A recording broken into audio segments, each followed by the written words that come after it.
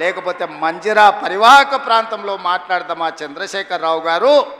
వీళ్ళని కాదు, నువ్వు రా, నువ్వు వస్తే నీకు తెలుస్తుంది మేమేం చేసినాం, మీరేం చేసినాం. తెలిసి తెలవక ఉడికిందో ఉడకక ఉరుకులాడుతున్నారు నీ అల్లుడు నీ కొడుకు. వాళ్ళకు పిల్లకాకులకి ఏం తెలుసు, ఉండేలు దెబ్బ అని వెనకడికి చెప్పారు. నీకు తెలుసు కదా మా దెబ్బ ఎట్లుంటుందో, కాంగ్రెస్ పార్టీ కార్యకర్తల దెబ్బ.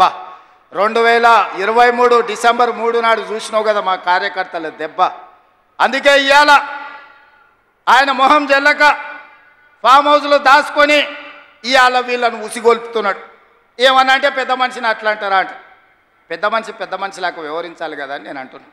ఆయన అనుభవాన్ని తెలంగాణ కోసం వాడా? అధికారం పోతే బయటికి రాడా? బయటికి రానప్పుడు ప్రతిపక్ష హోదా ఎందుకు? 58 లక్షల జీతం ఎందుకు?